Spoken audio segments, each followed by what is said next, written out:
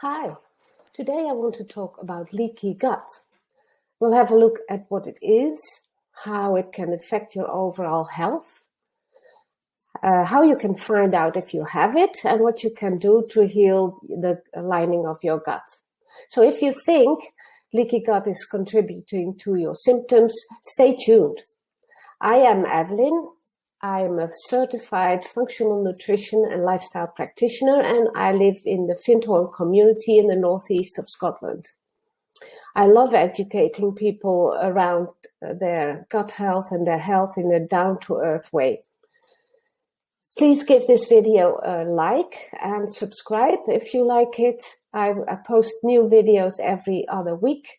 They're short educational videos, and the next video will be about food sensitivity. So if you're curious, please subscribe.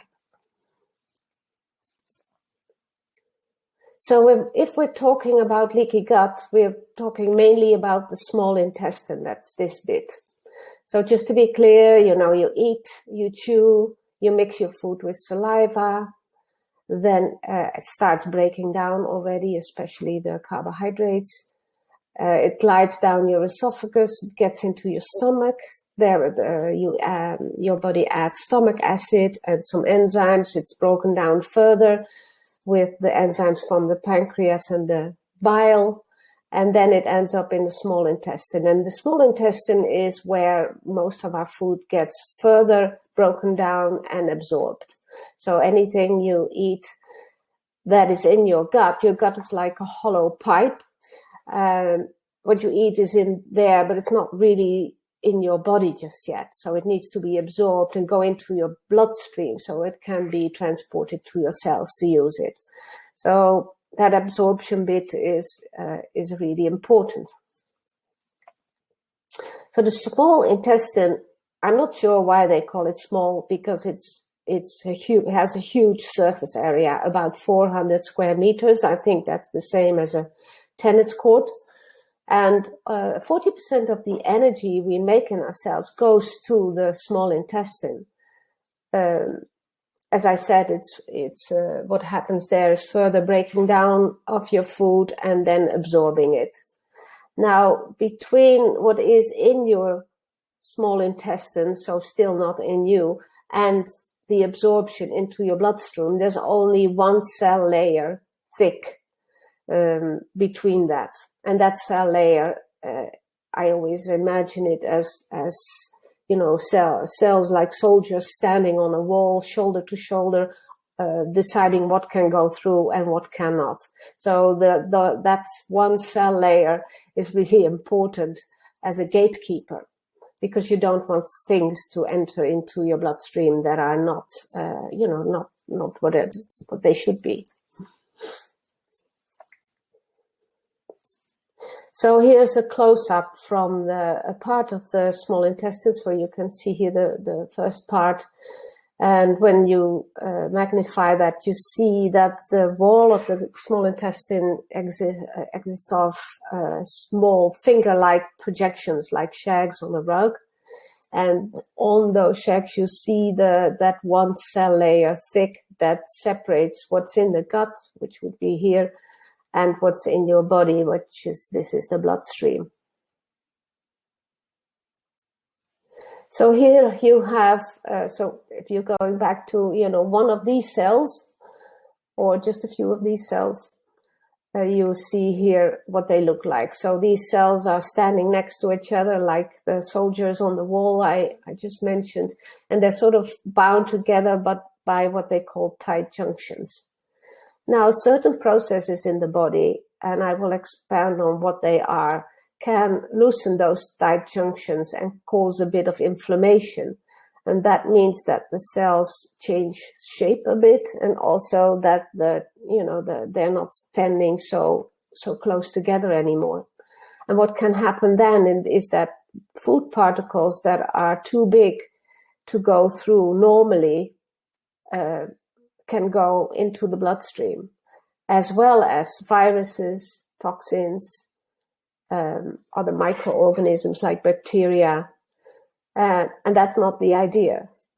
and then it ends up in the bloodstream, and this is where your immune system is, and your immune system doesn't recognize it as something. It should be in there, so it thinks it's foreign, and it thinks like, wow, it shouldn't be here, we have to kill it. So then your immune system gets active and it tries to get rid of these food particles and viruses and bacteria. It also means that if you have a leaky gut and you're not repairing that, this process is going on and on and on, and it really keeps your immune system so busy that it doesn't really have time to look at other places, and so it can create quite a lot of havoc. So a little bit of leakiness is not a problem, but if it goes on time after time, then your immune system gets sort of confused and hyperactive, and this can cause many, many, many symptoms. So one of the things that can happen is that you're not able to absorb your nutrients well. It's one of the main factors behind autoimmunity. It can cause you food intolerances.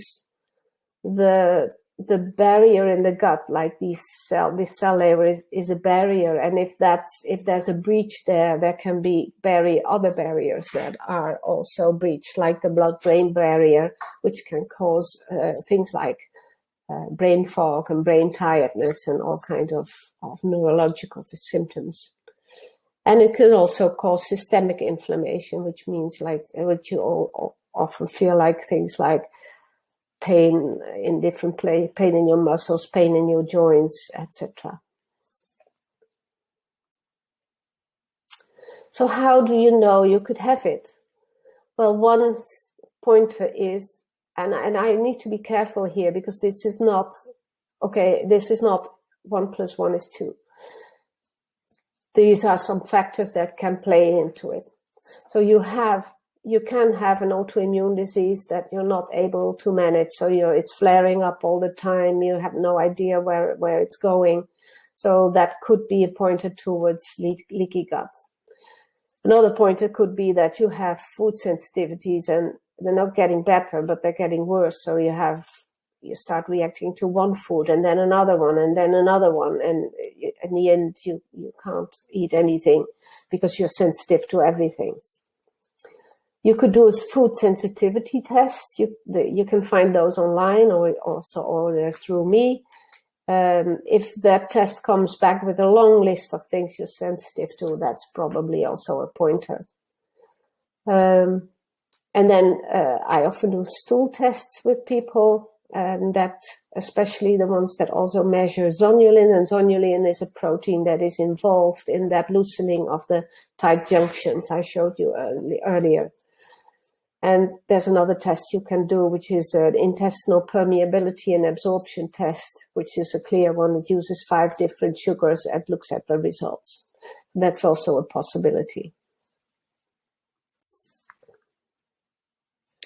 So what causes leaky gut? Well, there's a whole list of things, and often people think that's only gluten that causes that, and gluten is a big factor, but it's certainly not the only thing that causes it. So a really important one is chronic stress. So chronic stress is not you're stressed for a bit and then you come home and you relax. It's being in a state of stress most of the time. And that really disturbs the balance in your body and also in your gut and damages that gut lining. Then dysbiosis, which means an imbalance in your gut microbiome. You might not have enough of the helpful bacteria or have too many of the unhelpful ones. Yeast overgrowth is a big one for leaky gut as well. Then environmental toxins. There's quite a lot of stuff that is on non-organic food that can affect the cells in your small intestine, and Roundup or glyphosate is one of them, and that's on quite a lot of our non-organic food. And then overconsumption of alcohol, especially binge drinking or a history of binge drinking.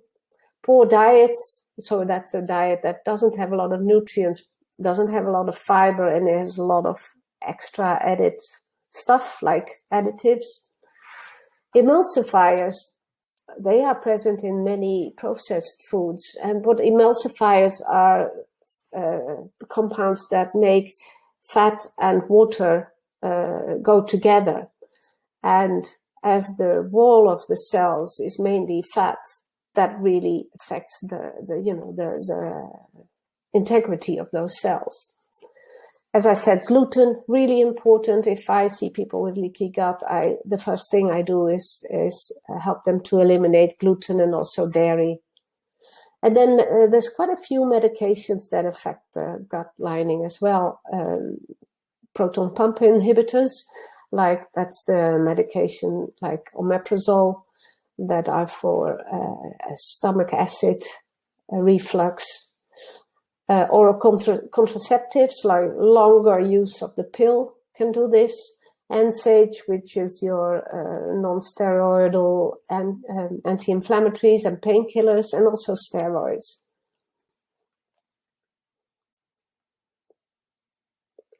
So how can you restore your gut lining? So the first and most important thing, of course, is to stop doing what causes it, because otherwise you could eat the most perfect diet or take all the supplements in the world, but it would still continue. So stop, try to address and manage your stress, eat more organic, start eating better, eliminate gluten and dairy, see if you can change medication.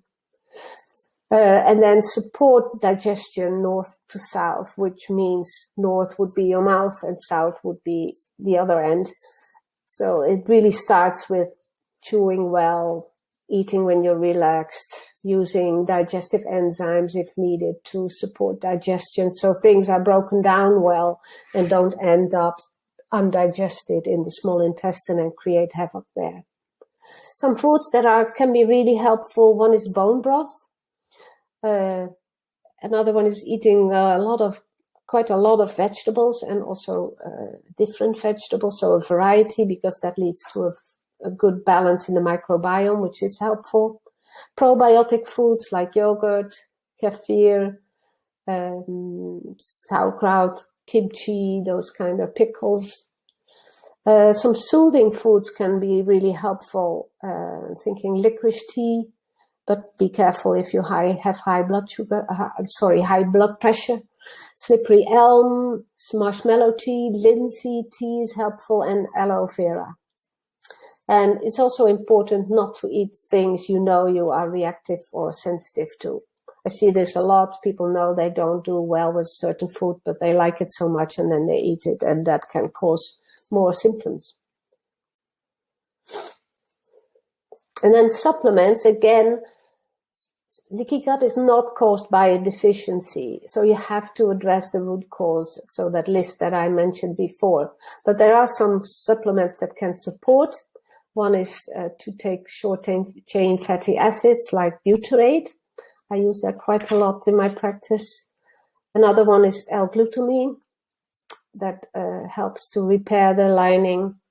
Collagen powder, that's like a white and tasteless protein powder that's made out of bones, and that can give you the amino acids to help to repair the gut lining. And also marshmallow root, which is a soothing remedy. Well, that's me for now. If you want to know more about me, I have a very lively called Down to Earth Functional Nutrition, a Facebook group where I share a lot of information and can answer your questions. I do these talks on Zoom with live talks on Zoom with a group, so you can sign up for that. I record these on YouTube, but that's where you see them. I do sometimes do group programs, and you can check that out on my website. And you could also consider working one-on-one with me, especially if you have symptoms you've been trying with a lot and you're not sure where to go. Please feel free to book a half an hour free exploratory call so I can hear a bit more. And we can see if we can work together. Okay, that's me for now. See you next time when I talk about food sensitivity. Bye now.